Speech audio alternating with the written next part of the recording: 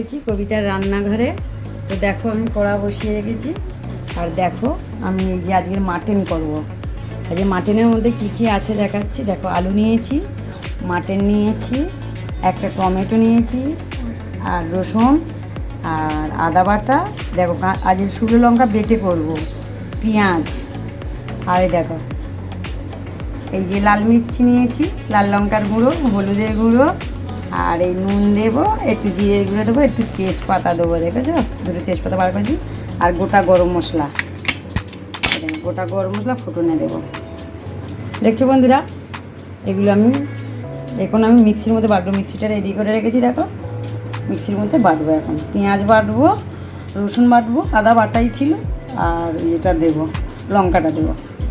তো দেখো বন্ধুরা, এগুলো আমি সব রেডি করে রেখে দিয়েছি। তো আমি এটাকে বেটে বুটে নিয়ে তারপর আমি দেখাবো কী দিয়ে মাখবো না মাখবো, দেখাবো। আজ মাটন হবে, চিল্লি মাটন। এটা দিয়ে দিচ্ছি, বেটে রান্না হবে। দেখো রসুন দিচ্ছি, দেখো রসুন দিলাম, তারপরে একটু পেঁয়াজ দেবো, পেঁয়াজ পরে দেবো। আমি একটু পেঁয়াজ দিয়ে এগুলো বেটে নেবো, দেখেছো বন্ধুরা।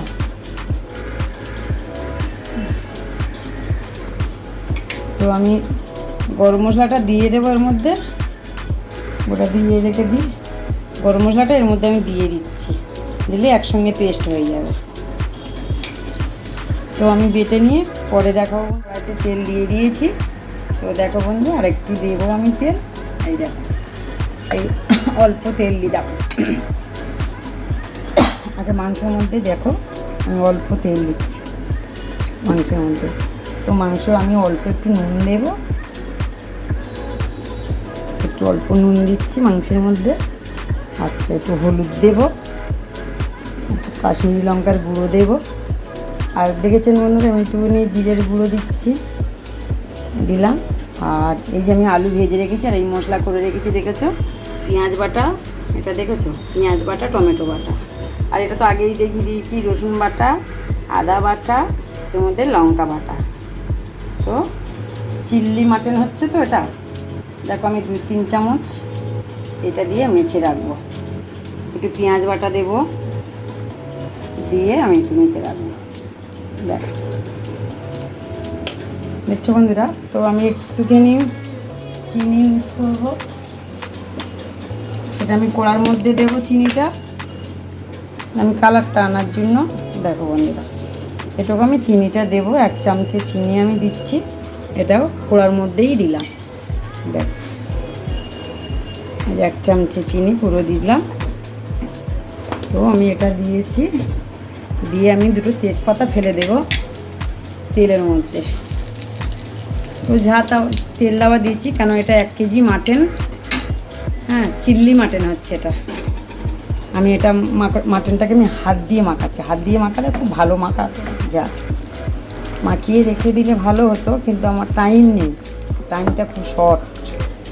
ঠিক আছে বন্ধুরা, দেখো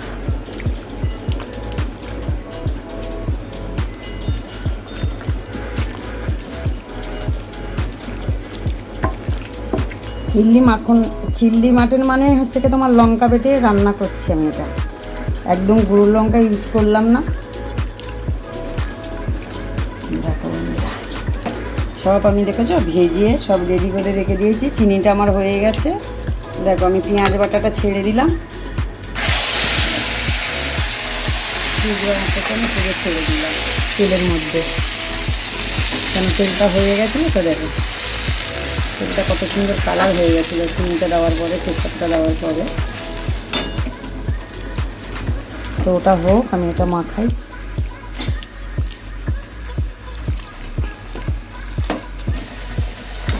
দেখো বন্ধুরা, আমি এই মশলাটাও দিয়ে দিলাম, এই যে রসুন বাটা আর চিল্লি বাটা আর আদা বাটা, এটাও দিয়ে দিলাম, পুরো মশলাটা দিয়ে দিলাম। আর এই যে জলটা রেখেছি, এটা গরম জলের কাজ করবো, একটু বসিয়ে রেখেছি হাতা দিয়ে।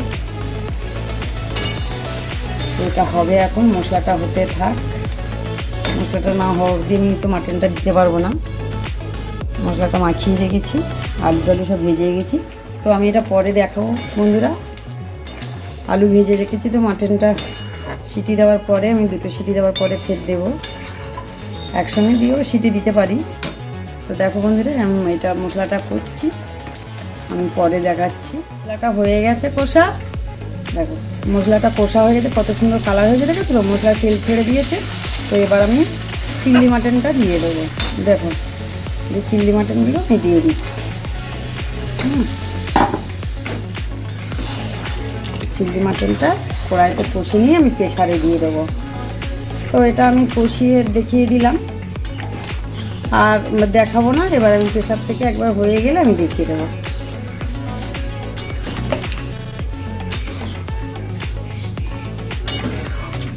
এটা চিংড়ি মাটন,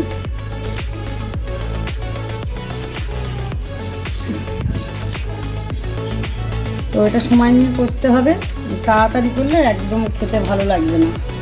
হ্যাঁ, কষাটাই মেন, মশলাতে বেশি কিছু পড়ে না। এর মধ্যে আমি দইও দিই না, এটা দই দেওয়া চলে না।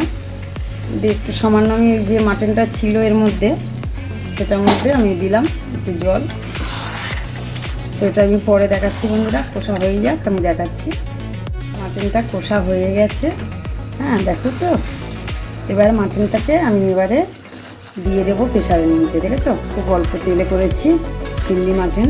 আর এই যে গরম জলটা আমি ঢেলে দিচ্ছি, দেখো। তো এর মধ্যে ঢেলে দেবো না, দেবো আমি প্রেসারের মধ্যে দেবো।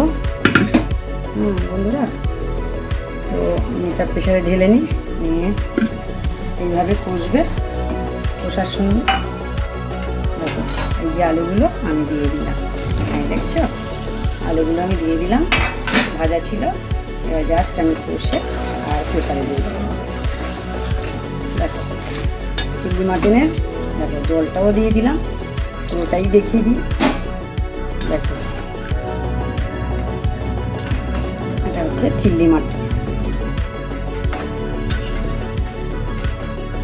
এই মাটনটা করে খাবে বন্ধুরা, খুব ভালো লাগে। গুঁড়ো লঙ্কা আমি ইউজ করিনি, বাটা লঙ্কা ইউজ করেছি, তার জন্য আমি চিংড়ি মাটন, এটা নামটা আছে, এটা চিংড়ি মাটন। এটা আমি একবার করেছিলাম, তো সেটা দেখানো হয়নি, তো আমি এটা দেখিয়ে দিলাম।